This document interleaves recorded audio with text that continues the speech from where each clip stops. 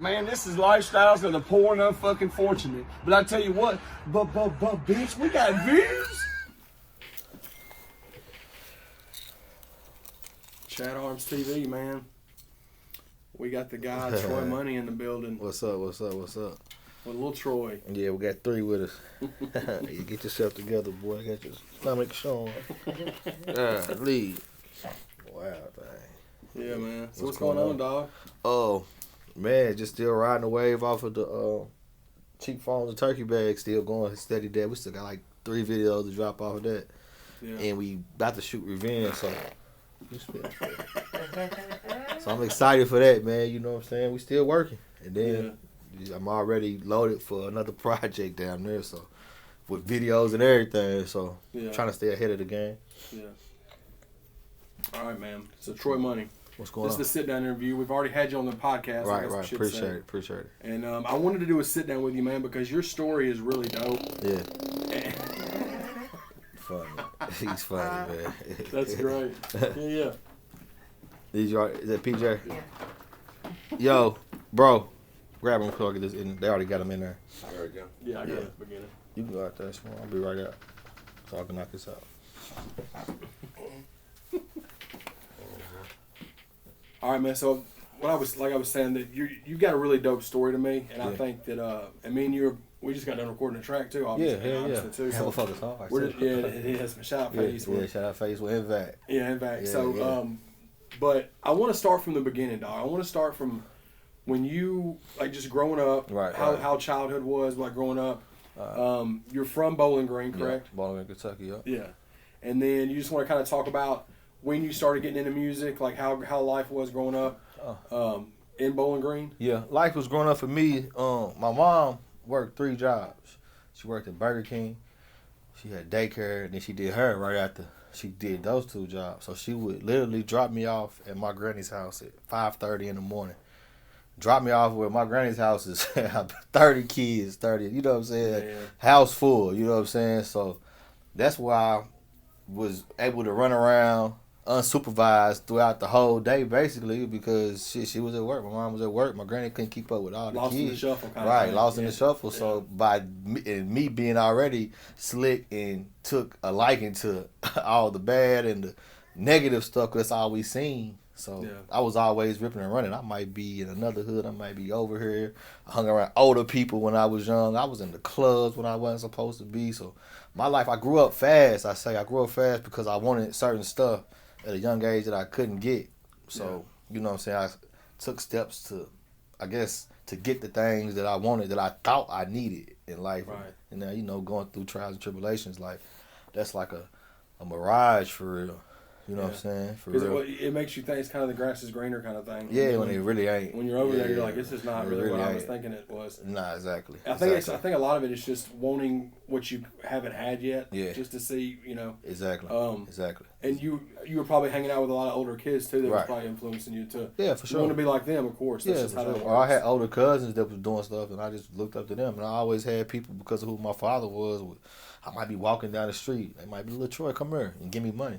So from that, by my father not being in my life, I always who is he? You know what I'm saying? What he do? Why would somebody just give me money? And then, so growing up, figuring out who he was and all that, childhood was kind of, it was fun though. We just really did everything. You couldn't get what you wanted. You know what I'm saying? But we're very family oriented. My family got a big family. We stick together. You know what I'm saying? You come over to my granny's house fighting one person, you don't fight 40. That's just how it was. Yeah. And when do you say you started to get the itch to want to write raps? And I mean, was you listening to rap Tupac?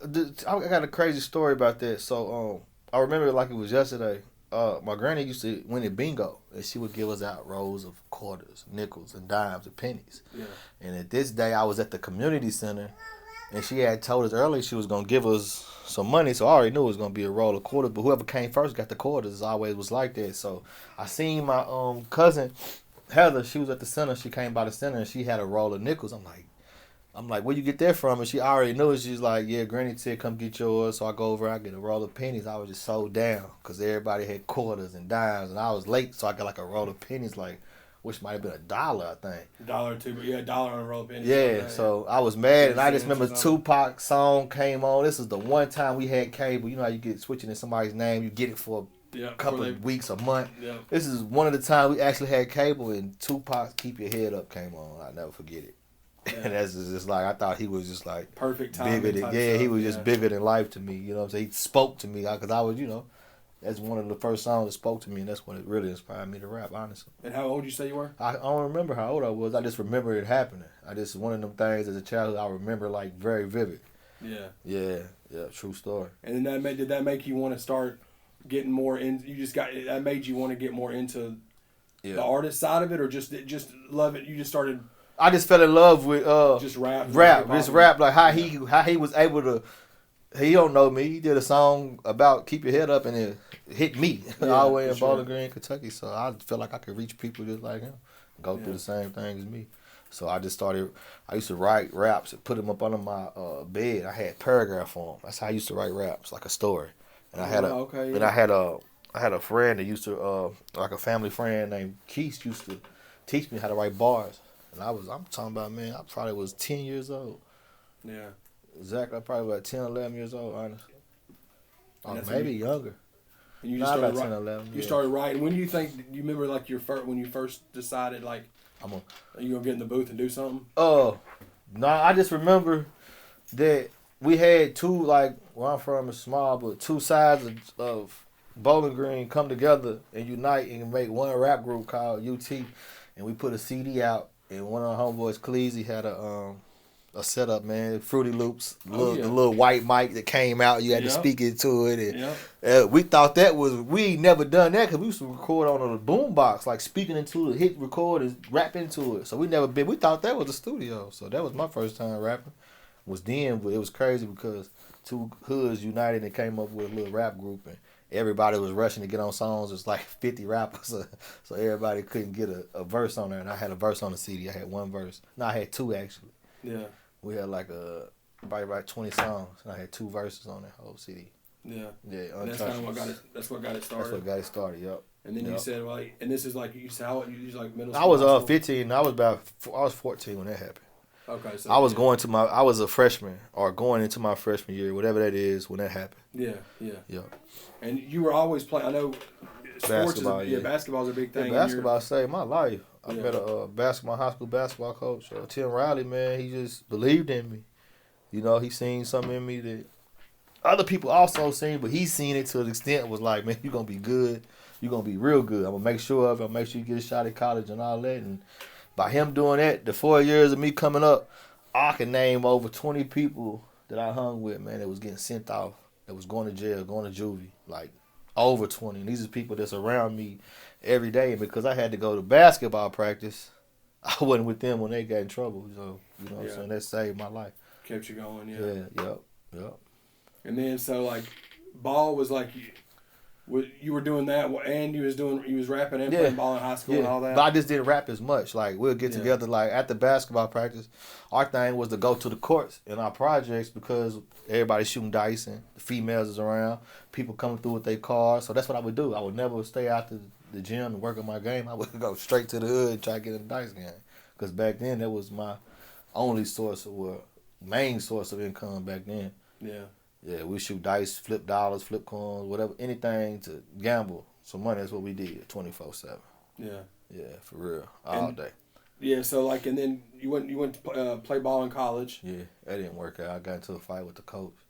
Yeah. I was late one day. It was my fault, but having a bad day. I had went home when I wasn't supposed to. Came back late. I was starting and got into it with the coach. And then it just went downhill from there. But college just wasn't the same. It just wasn't the same atmosphere. People. I went to college so far away. My mama came to see me play one time in college because it was so far away. So, how far away from home was it? About 6 hours, 7 hours. Yeah, so as a grip. Yeah, 7 hours. So that was different. Not playing in front of the people cheering for you. Playing in front of people you don't know, and then I went to a JUCO, so I'm playing in a gym smaller than my high school. Yeah. So you have to really be focused. Exactly. Really. And because I didn't make my test scores, but I had D1 offers still to the door. All I had to do was make my test scores, and the last test I took, I didn't do it. Honestly, man, I went in there, wasn't even serious about taking no ACT. Yeah. Never mind, and it's so crazy because coming up, I never was serious about school, ever. But because I was an athlete, you know what I'm saying, I got handicapped, I got pushed through. Oh, you good? You get you a C when I was really supposed to get an F for. Just stuff like that. I watched that happen all through my high school career. You know what I'm saying? I might have an F. Well, he got to play tonight. What can he do?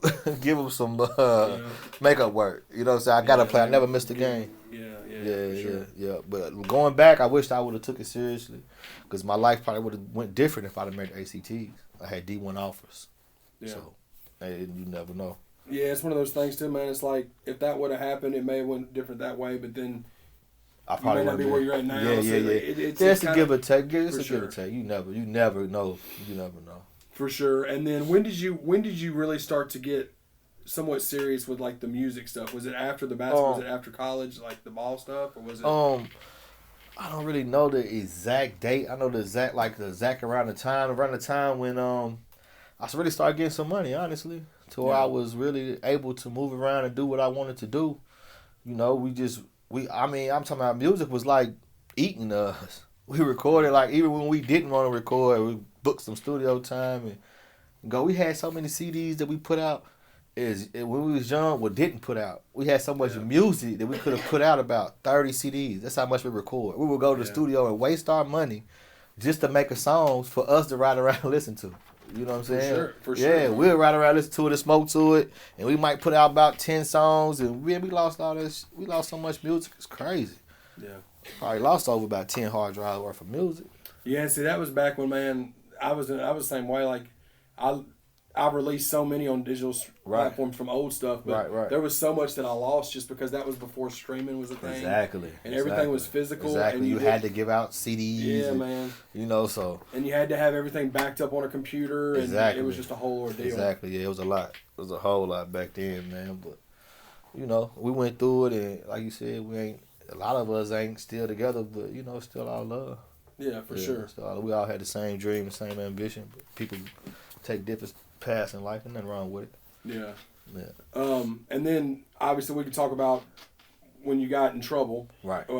We spoke about that on the podcast, but with this being a different avenue, they may not have seen that. You know what I'm saying? Do you want to kind of tell them what happened with that? Man, it's so easy to go fed, man. You wouldn't even believe how easy it is to go fed. Like, you can go fed, like, if you got a felony on your record and you get caught with a gun and you in a gang, if you in a city that's infested with gangs, you going fed.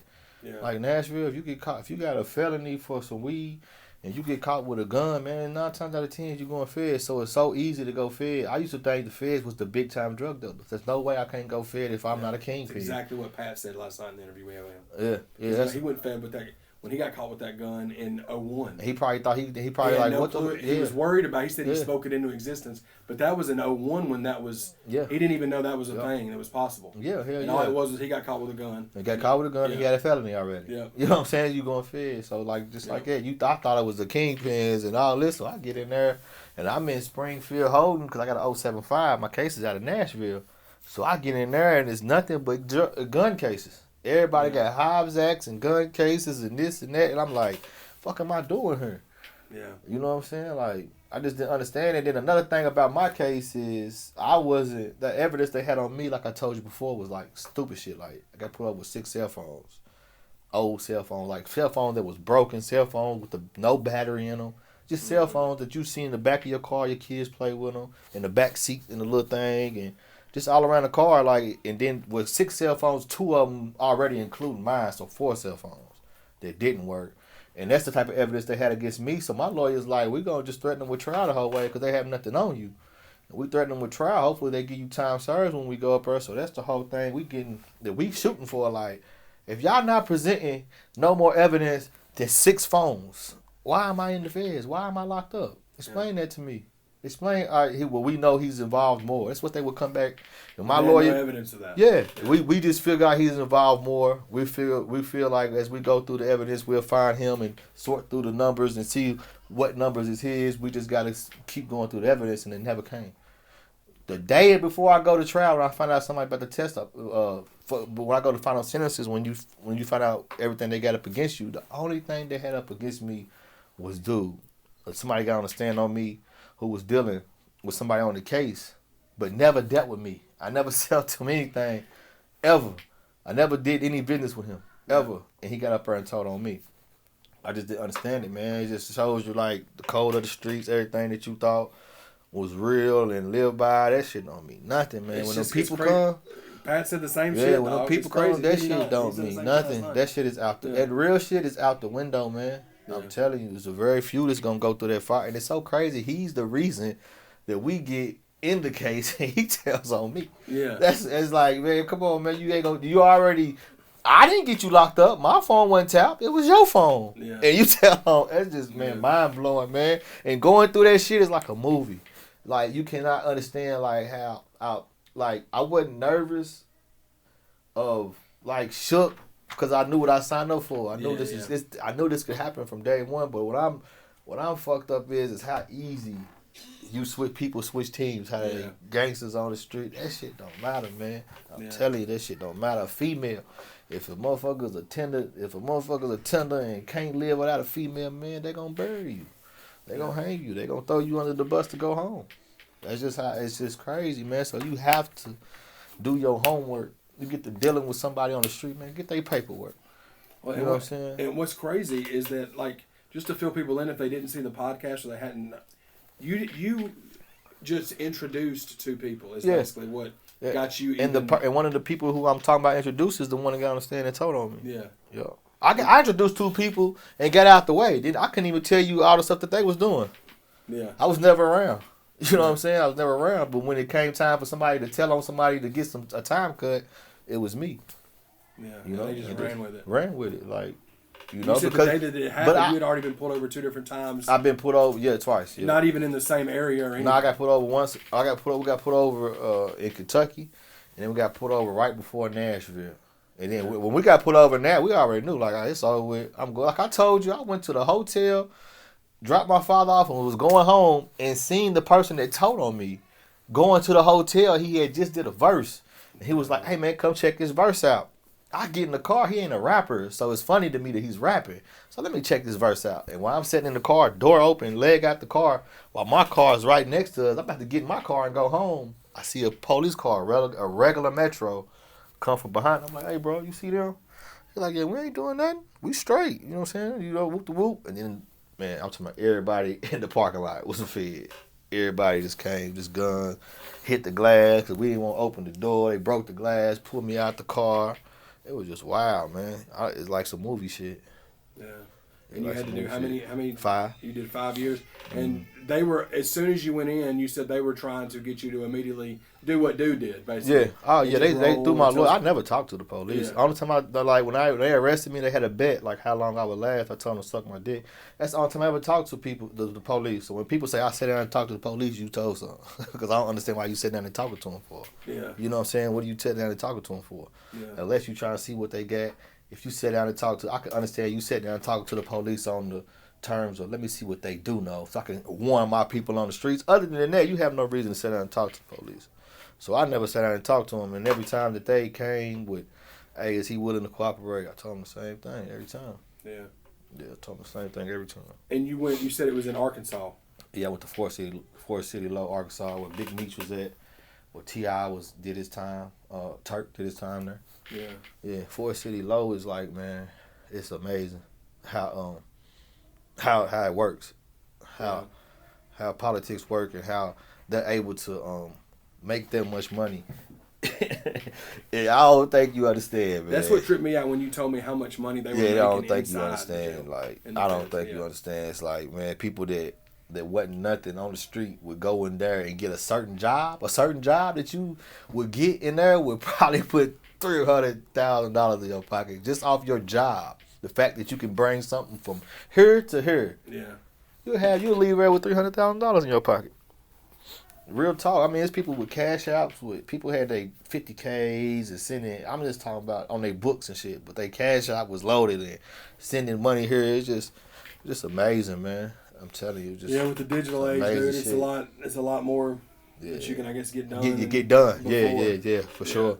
For sure, yep. So you did 5. You said you did 5. 5 years, yep. And then that was so now that we've talked about that, we can talk about you and how you met Lito. Right. You knew Lito before you went in. Yeah, right? yeah. Man, Lito had a mixtape. We had a mixtape done.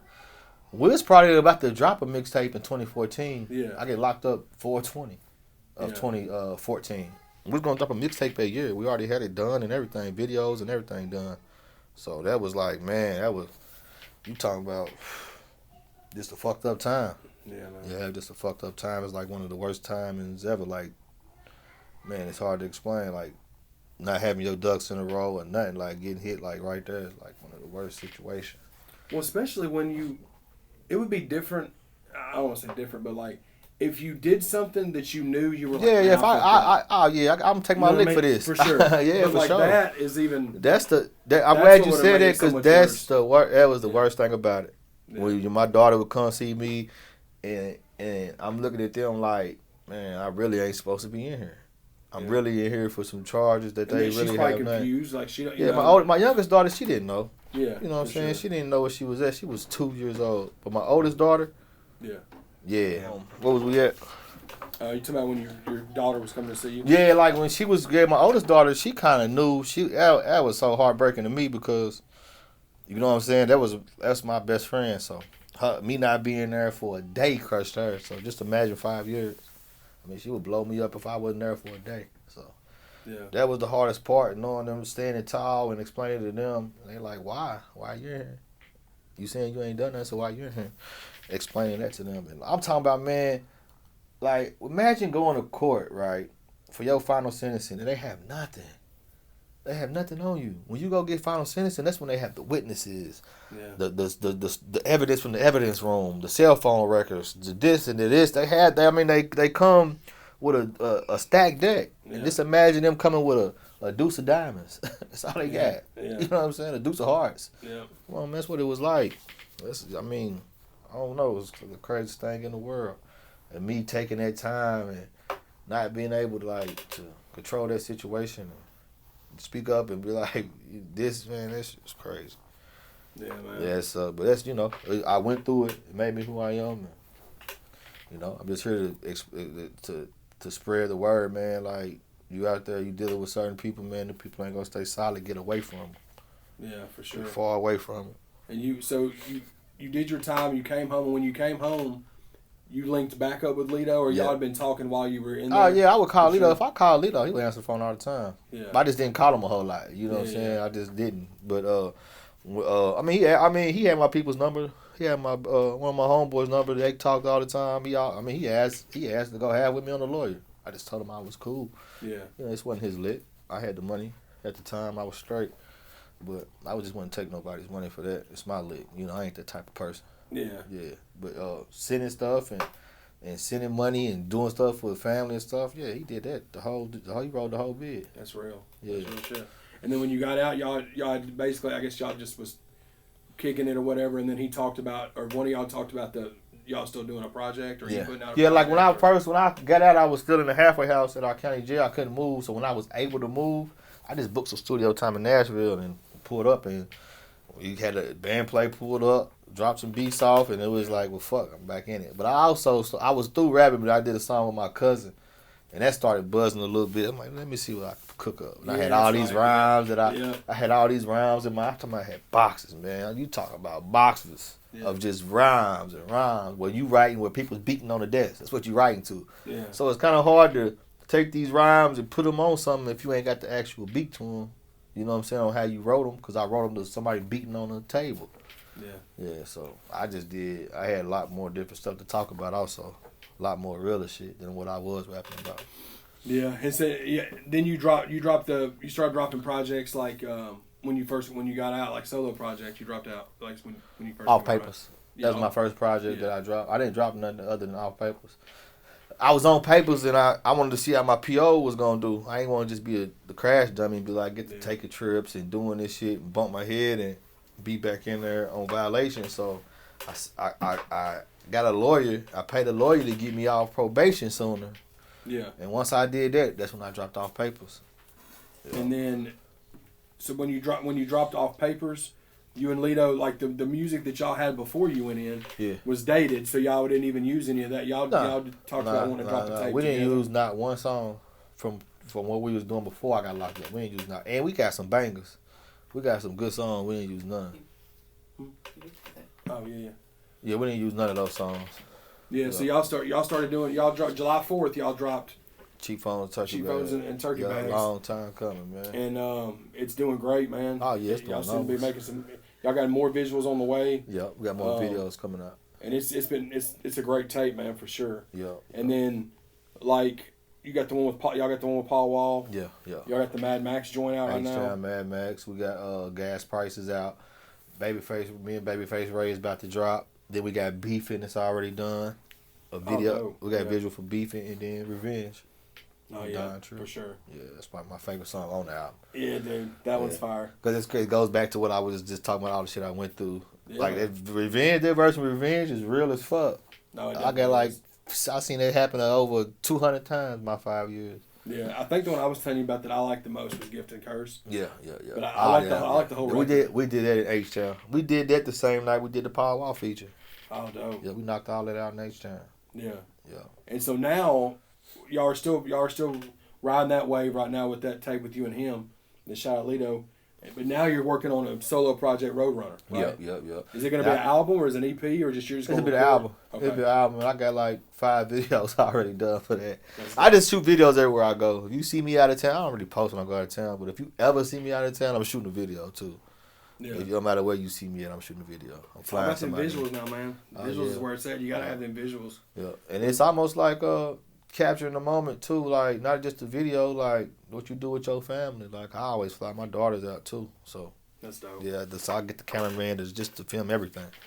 Turn it into a video. Do you have a certain time frame you want to drop? Or you just gonna record till you feel like it's good? Yeah, I want to record till I'm satisfied. Because when I do an album, I record 50 songs and pick 10. That's the best way to do it, dog. Because then you got another 40 that you could use as singles. And then you got so many songs. You think, as an artist, sometimes I think as an artist, you get into this thing where, like, you think everything is good when it ain't. Yeah. You know what I'm saying? Or you think shit is bad when it's good. Yeah. So I just do a whole bunch of songs. Yeah, that's I just do a whole bunch of songs. Instead of, like, going into an album, I'm trying to do 10 songs, I do 20 or 15. That ain't going to work. Yeah. I ain't gonna get it. I do like 40 or 50 songs. Yeah, because then you got a bigger batch that you can pick from to pick better 10 than if you have 12. There you go. Yeah. There you go. So for sure, looking forward to hearing that, man. I'm excited about Roadrunner. It's got the visuals and the stuff I already got is dope as fuck. Yeah. Yeah, I got one to Walking on Air already. I got one to Catch a Box. These songs you don't know. Yeah. It's just the videos I be thinking in my head like I really like that I shot. Yeah. I'm ready to drop. So yeah, I'm excited about that. Hell yeah, man. Well, I'm excited about it, and I'm glad that we got to sit down and do this. Yeah, for sure. I'm glad we got to do that song. The song was banging too. Yeah, that song we just did. And like I said, however you want to do it, we can drop it. You can drop it. Man, it don't even matter. We both can drop it. Yeah, for sure. Yeah, we both can drop it. Drop it on mine, drop it on yours. Yeah, I'm gonna send it to Vac when we get done. Yeah, I definitely want to hear when he kills it. But ChadArmesTV, we just want to touch base with Troy Money. He's extended family now with ChadArmesTV. Oh yeah, for sure. And I appreciate you, dog. And we're gonna keep working, but y'all stay tuned and be sure to follow him on Instagram and stream that music too, man. Yeah, appreciate it, man.